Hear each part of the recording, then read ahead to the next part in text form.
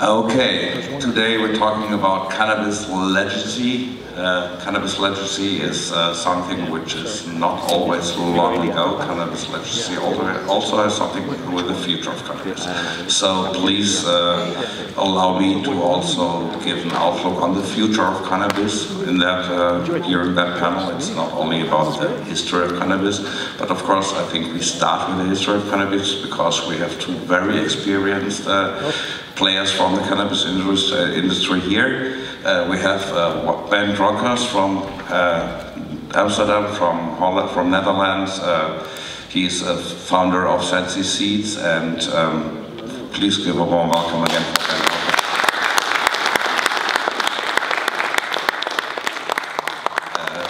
To my right side, Douglas Jordan is the founder of Cannabis. It's the Jamaican Cannabis Expo, which is similar like our Congress here, like the ICBC, but a little bit different. Gordon will tell us about it later.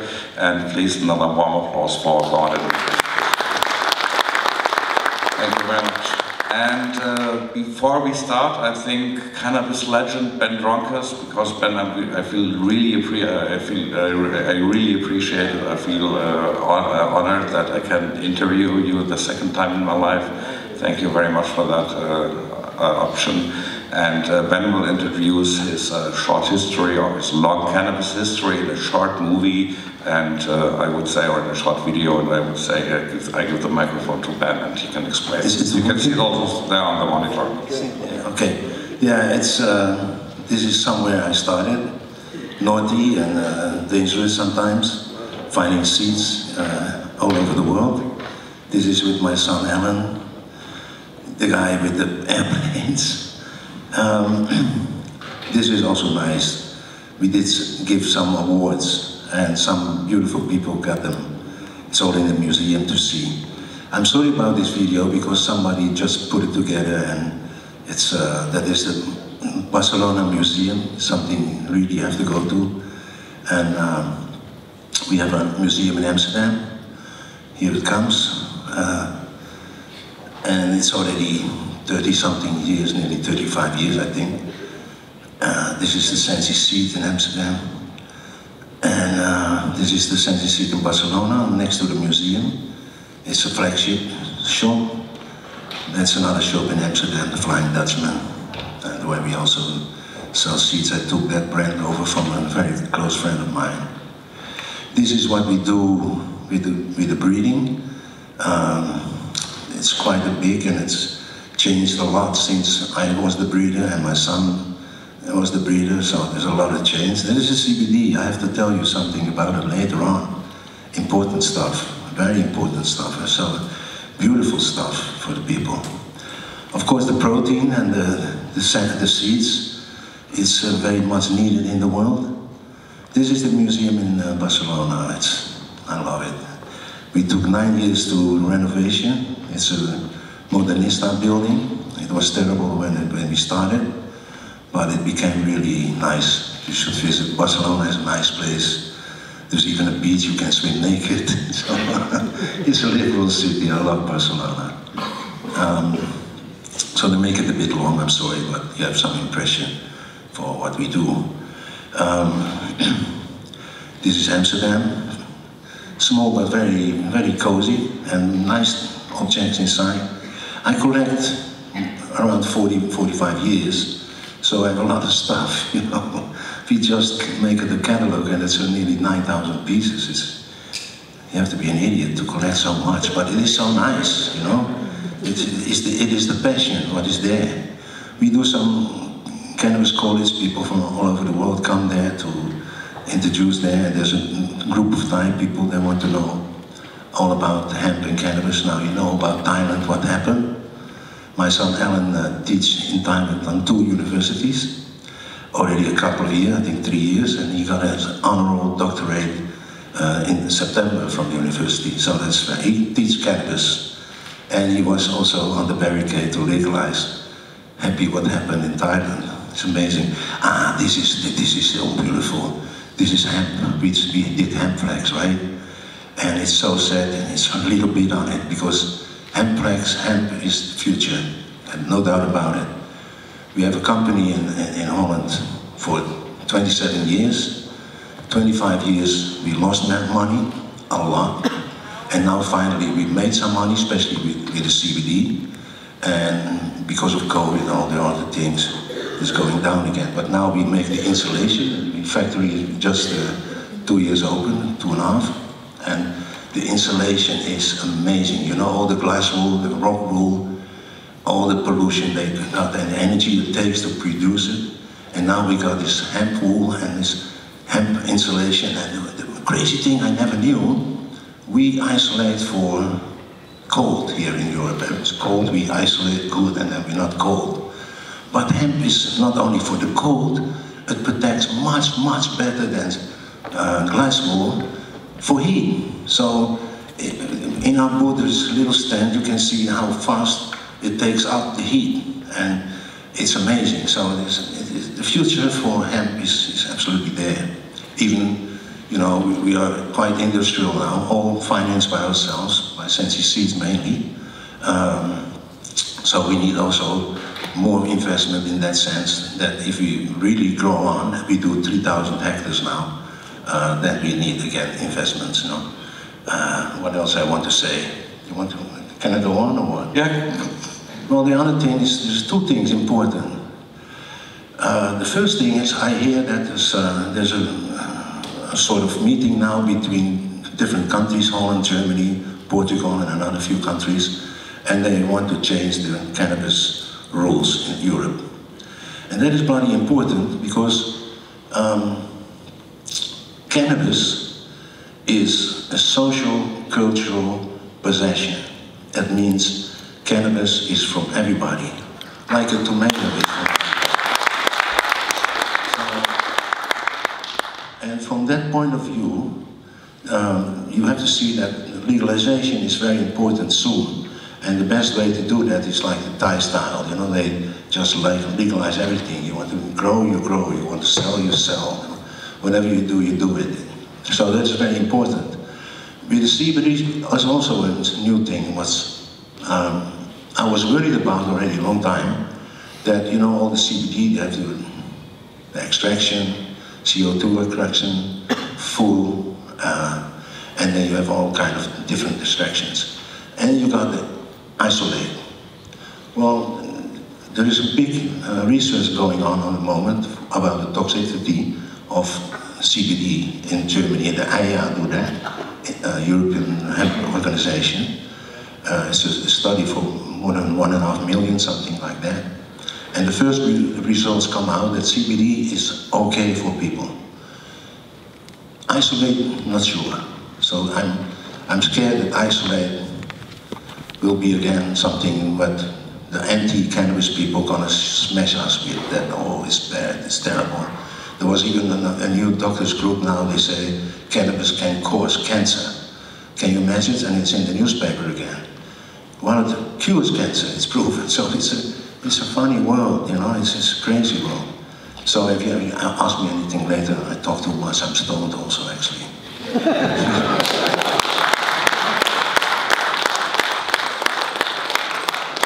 Thank you very much, Ben. Let me ask you one question. You founded Sensi Seeds, I think, in 1985. You were the founder of the first medical cannabis company in Europe. Not everybody knows that because you're not into that company anymore. And you also founded one of the first hemp companies in the Netherlands, which is Hemp Flex. And now you have your CBD line from Sensi Seed. And my question to you is quite simple. What is more fun? To run a seed bank in 1985 or to run a CBD business in 2022? Well, you know, the difference is in the old days, it was all dope heads, most of them only dope heads, who had the dream, like Jack Harrer, and who were a very good close friend for me. All these people that had their ideal, not only about cannabis as a friend, but also the possibilities of it. And that's what you see in the museum, you know. You're talking CBD now. Until 1900, 85% of its medicine contained cannabis. And I got a beautiful collection of old bottles, you can prove it. There's something for euphoria, there's something for hysteria. There's all kind of cannabis, old bottles, it's beautiful. Anybody got some water here? Oh, nice. You see I'm stoned. Hold on, huh? Can you open it for me? So, in those days, the guys, they were working with a plant. Everything was a plant. You grow it, you smoke it, you sell it, you know. You make some money here, and you put the money there again. And it was all about the plant. And for me, it is still all about the plant. And I know you guys, a lot of people here, everybody, we need money. We also, Amplex needs money, we're short of money. Everybody needs money, so it's all business. Just a minute. It's all business. But it's now business about making money. It's not anymore, and it has to be like that. I respect it. You know, I never expected that I'm gonna be big in hemp. We have 3 factories. I just was in Nordlingen in the insulation factory, and it was running and the insulation came out, and I cried. It's so beautiful. We got it, and we don't have enough customers. And it's all, no subsidies and all this shit, you know. It is still the same. And we're still on the barricade, it's not there yet. And now they come with rules and regulations, you're fucked over everywhere. And it's terrible. The banks don't accept us. Even the bank in Holland, ABN AMRO, it's our bank. They take all the millions we got, they took it, and they, okay, we can pay our bills, we cannot borrow 100 euro. Never. And they have a director, a new one, a special director for sustainability. So maybe you see my book, Weed of Wonder. It's a beautiful book. So I sent it also to him, and I sent it to 2,000 people about the full Senate of Holland, the first and second chamber, the total city council from Amsterdam, from Rotterdam. We sent it to about 100 journalists, and we got 1 reaction from our people, from the politicians. They're scared, they're still scared of it. It's like, oh, you're stoned, you're dangerous. Fuck off, you know, it's wake up. You have to wake up. Well, let me know if you have anything to ask, otherwise I can talk for days, you know, especially when I'm stoned. Let me ask Gordon. We also have Gordon here, and Gordon comes from a country which also has a very big cannabis legacy, which has cannabis as a part of its culture, different from Europe, since a long time. Different from Europe, in Jamaica, where Gordon comes from, cannabis is part of the society ever since a long time. In Germany, in Europe, that changed to the hippie area. And before, cannabis was known, but was not very widespread. So my question to Jordan is, in which way you founded, you're in the cannabis industry, the legal cannabis industry now, but how did the Jamaican cannabis legislation influence the industry, the development of the cannabis industry in Jamaica, with the strains, with the growing techniques in general? Is there any influence, or did you just grow up your own business? Well, I think from our perspective, you know, when I started Cannabis, it was because I saw a huge reaction in the market that was based in fear. A lot of the traditional farmers were scared that you were going to have, you know, Canadians and just people from overseas come in and take over the market, and there would be no space for them in the industry. And, you know, to me, it was very, very impactful. I mean, I don't have a, you know, it's funny, you're bringing all the legacy cannabis here, because I don't really have a lot of it, outside of a real deep-seated desire to see the Caribbean thrive. And what I saw was on the horizon, that we could get left behind. Jamaica could get left behind. All Jamaica represents for this industry, culturally, you know, how it's inspired so many people around the industry to sort of embrace cannabis, embrace a way of life.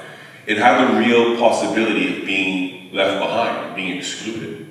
And that was something that really didn't sit very well with me at all. And so my reaction was, what could we do to ensure that did not happen? And I think the biggest thing we did that helped in that is we decided to bring to our conference, to host a conference first of all, the international community could see was at a certain standard, right? But to then bring growers from legal markets to come and talk to cultivators in Jamaica, to bring doctors from legal markets to speak to doctors in Jamaica, and scientists and business people, regulators, etc., because, you know, everyone's speaking the same language at that point. And I think what has been lost over time is the deep history of Jamaica with cannabis. And I'm very happy to have seen this evolve. You know, we're all experts until we know something that we don't know. Till we learn what we don't know, we all know everything. And I think what we have seen is cultivators, that when they've been able to be exposed to cultivators from other communities, other markets, that have the same relationship with the plant, the same care, the same understanding of the energy that it represents, then they build trust. And they can let their guard down to say, well, and we saw it at Cannabis, and it was, at Cannabis, it was so touching. I saw, and it's a guy from Amsterdam actually, I forget his name, it was Captain Hooter and somebody else, but they sat with, you know, we let a lot of the traditional farmers come in without charge, so they can be part of it. And on the first day they sat and they were sort of assessing their bud.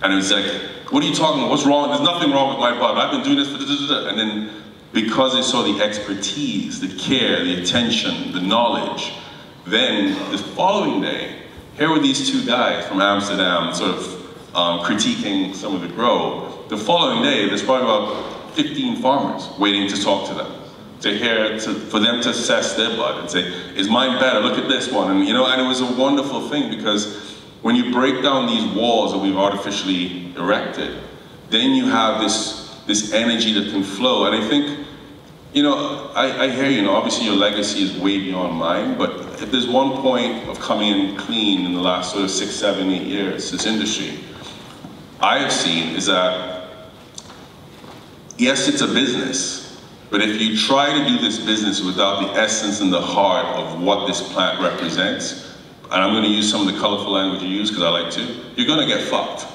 period. Because the plant knows what it's doing. And we have seen so many people since we started Cannabis run into Jamaica and, yeah, we're going to do this, and they promise the sun, the moon, the stars, and they bamboozle people out of their businesses and what have you. And none of those people today are thriving in cannabis. You know, this plant has taken them apart, spat them out, and now you have to come back to the reality that you can build a pharma-based business, you can build a therapeutic business, you can build any ancillary business that touches this plant. But if you're doing it without an appreciation and understanding of how it can help people, how it can serve people, I don't care how smart we all are, I don't care how well we've been trained, you're gonna get eaten up and spat out, as it should be.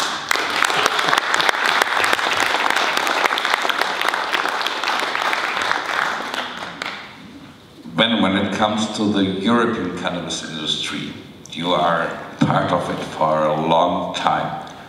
Gordon just mentioned some fears Jamaican organic farmers or traditional farmers have.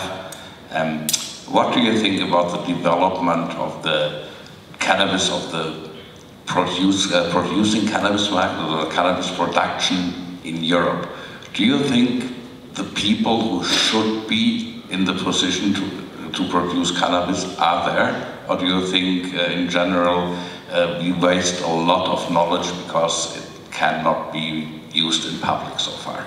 Well, I think, yeah, it's a question like,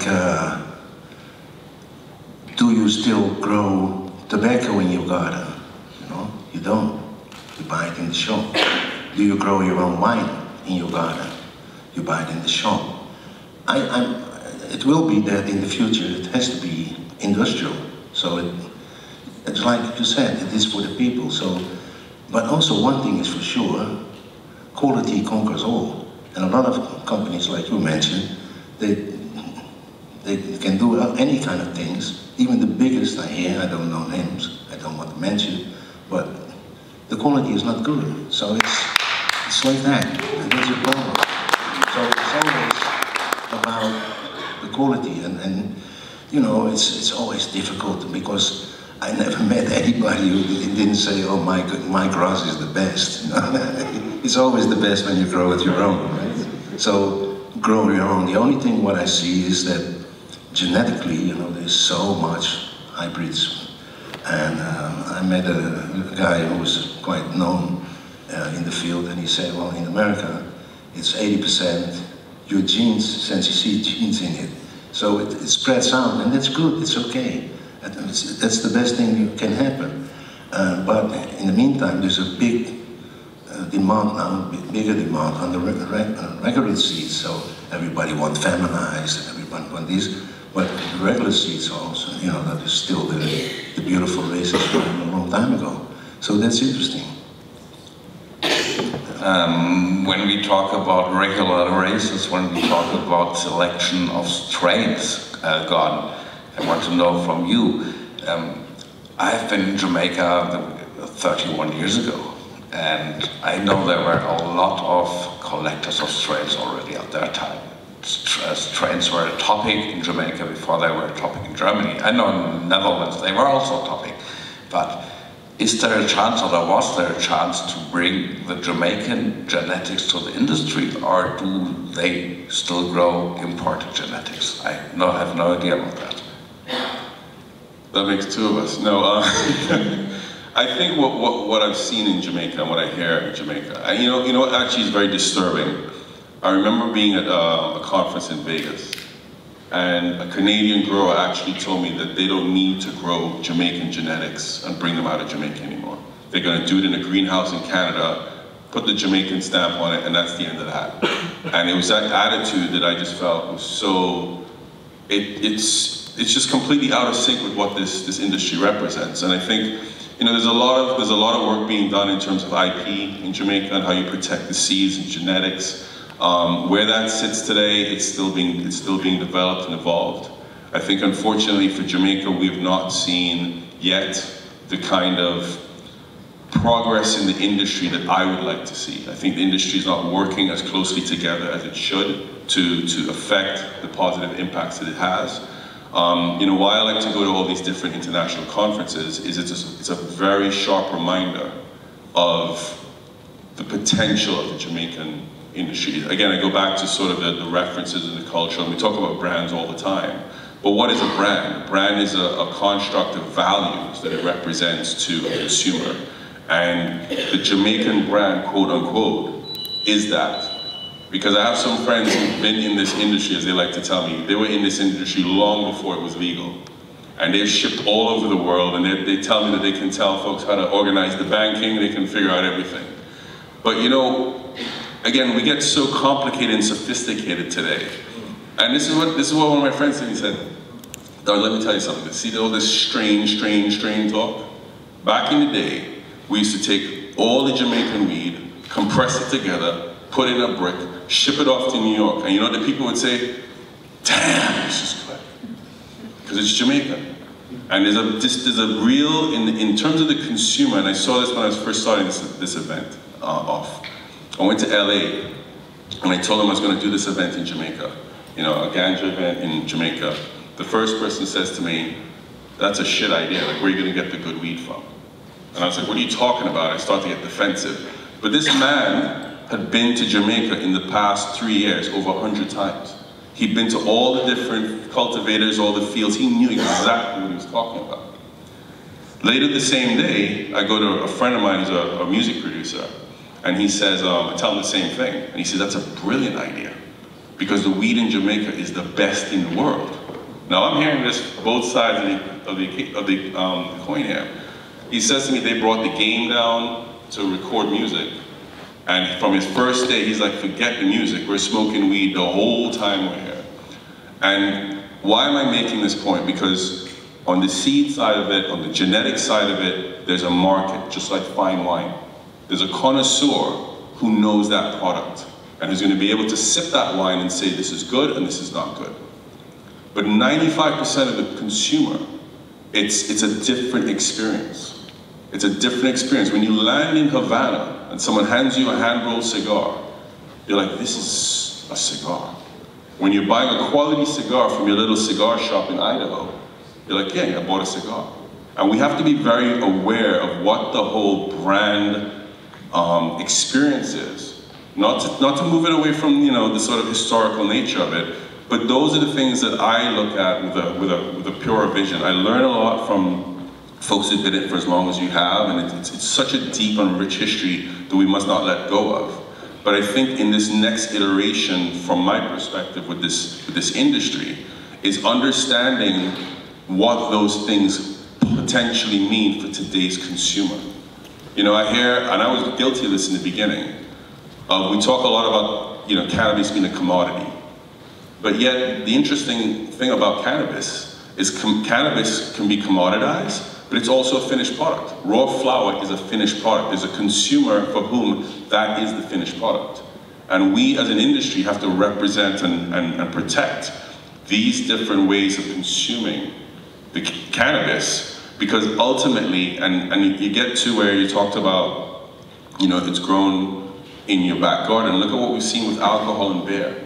We've gone from mass production to now a real value for craft. That's exactly, I mean that. But you talk about quality different, and I said, well, I never met anybody who growing on his own, he got the best. That's not with countries. Jamaica's bloody good grass. Sensi seeds have around 1,000 different varieties, and about 400 we keep constantly alive. So we still have the same plants like 35 years ago. That is important because it's like wine. You know, you can drink a glass of bottle of wine. You say, I like that. You like that. You like that. And even with everybody here, we can smoke different grass and everybody will pick his own. You know, this is nice for me. And medically it's going to be also like that. So it's always nice to try different varieties, I think. And then you find the one you like the most, you know. And that is, but it's important still, also for the consumers, to have those choices. I see now, I hear in America, you have choices about 100 different strains. So that's going to be difficult, you know, to choose. And the funny thing is, today you pick this, and then 3 months later they have a new name on it. And then it's like Shakespeare said already, what's in the name, you know? And yeah, quality is number one, and then you have real something that you can keep constantly the same. That is important, and that is what the medical marijuana from Holland, which is from a Jack Harris strain. It is super good. It's super good. So I'm happy for the patients. They smoke that stuff, and of course they can go to a coffee shop and buy something else, and maybe they like it more. It's also so it's everybody different in a way. When you were collecting seeds in the 1980s, I don't remember, but I know that you were actually the only person who brought in indica genetics into Europe. There were only people bringing in haze genetics, like the Sacred Seed crew, like Schoenmakers. They were all bringing in, so actually, I don't know if the audience or even the industry, the cannabis industry knows, 2 or 3 strains of your company are the basis for any hybrid and for any indica cannabis, which is now sold as medical. Is that right? It's correct. Of course, it's not us to do that, but it's true. Well, that is fun, you know. We were also in Holland the first who did the cloning. Nobody hear about cloning, everybody always with seeds. So that was also a new development that right away, you know, we could put a greenhouse full of the same plants, like, wow. And before that you had all kind of different plants. And so it was, but you know, it's also true that, of course, the new technology now in the laboratories are going on. they are far, you know, we are classical breeders, right? The old style. And my son Alan is already a step ahead. He's already, and now my other son Ravi, they're working already in the lab with all kind of stuff. So it's going really to a scientific matter, and it has to be, like it has to be industrial, it has to be business, it has to be like anything. It's not anymore under the table. Marijuana should be legal, open for everybody as a social, cultural possession, and people should make money on it in all kind of ways, what everybody here try to do, and we all try our best. That's all what we can do, but we have to do it for the people, I think. When I was a young guy, when I was 18 years old, I went to my first coffee shops in the Netherlands. It was a very, very nice experience for me. And I was kind of expecting that Netherlands is going to legalize someday in the near future. And then the whole situation changed in the 90s. I thought it became clear that the Netherlands will not legalize very soon. And in the first decade of the 2000s, I thought, okay, the Netherlands will also not be the first country in the world to legalize cannabis, because there were other players on the scene which were faster than the Netherlands. So you developed your business, everything in Amsterdam, at the center of the European cannabis culture for decades. How do you see the future of the Dutch cannabis culture and industry? Is it like going down? Is it dying? Or can it like come back again? I just want to, I hope that all the Dutch become stoned like me, you know. Else all the Dutch gonna smoke, you know. It's what the fuck, you know what to do. You can't look in the future in that sense, because the politicians are totally spaghetti, you know. They go this way, that way, you know. And they find always something, and so it is hard to say they make an experiment now, that 10 cities gonna have, or something, 10 cities gonna have an experiment that they don't buy in the back door illegal anymore, but now they're gonna have producers and they buy it legal. And then I worry, you know, because I like to smoke hash also. If the coffee shops only can sell grass, I wouldn't like it. The other thing I would like, I can say, open the world and we can have the good hash that I smoke in Afghanistan. In my museum I tell the story that the farmer in Afghanistan, he got about 200-300, maybe something like that, dollars a kilo. And the coffee shop in Amsterdam, it ends up into the consumer for 16,000. So couldn't we buy good Afghan hash there for a couple of thousands? The Afghans make schools, farms, and hospitals, and we can smoke good Afghan. Wouldn't that be nice? And we also did not talk about the American hash yet, because this is also a kind of the market supplying Europe ever since, which until the early 2000 it had 90% of the market. Now it went down a little bit, but still it has all. Big part of the German cannabis market is covered by hashish from Morocco, and as we all know, Morocco is changing policies right now, and I think this would also be a very, very good chance to bring Morocco into the boat, so not so many people have to die in boats, you know, because Morocco's industry is dying, and a lot of people are dying every day trying to enter Europe through Morocco, and I think a working cannabis industry in Northern Africa, it's not only about Morocco, a working cannabis industry in Northern Africa would be a very good reason not to try to come to Europe, you know, if we have a world market, and to drown in the Mediterranean Sea. It's a very sad situation. The same, they're bombing now Ukraine, but they're bombing Yemen, they're bombing Palestine. Part of Syria is still occupied and drilling oil. They steal it. A lot of people died. And I always say a long time ago, and Doug, my friend here, he said, let's bomb seeds in the world instead of bombs. No? Let's grow marijuana all over the world. Let's take this shit out, all these bad things that happen. How can we stop it? We can't. We just can try to do our best to be friendly to people. No? And that is what to do. It's politics. You cannot talk about it anymore. You're wrong all the time. People don't know what to believe anymore. I don't know. It's more and more to doubt about it. John, let me ask you, I would say it's not possible to legalize without politicians, and it cannot stay like it is. So we have to speak both languages. Yes, but you know the story in America. I don't know where exactly. There was a senator who always wanted to have more punishment, and a sheriff who convicted or arrested thousands of people. They have a growing license now. There's two guys. Yeah. It's true, right? Yeah. It's amazing, It happens all the time in America. Sorry to cut you off. We are running out of time. Nice. The clock is wrong. I'm sorry. Let's hear it for Mika Knotes, Dennis Gordon, the legendary Big Rockers. Do we have any questions?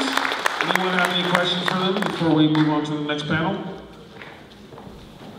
You've learned enough? Just a thank you. Oh, we do love you. And if you're ever in Amsterdam or Barcelona, go to the Cannabis and Hemp Museum. It is fantastic. Do you have any closing remarks? I gotta go with you. If you go to the Barcelona Museum, please check the windows. Not everybody sees the windows, and on top of the museum, the windows are really unique artwork. That's what I wanted to add.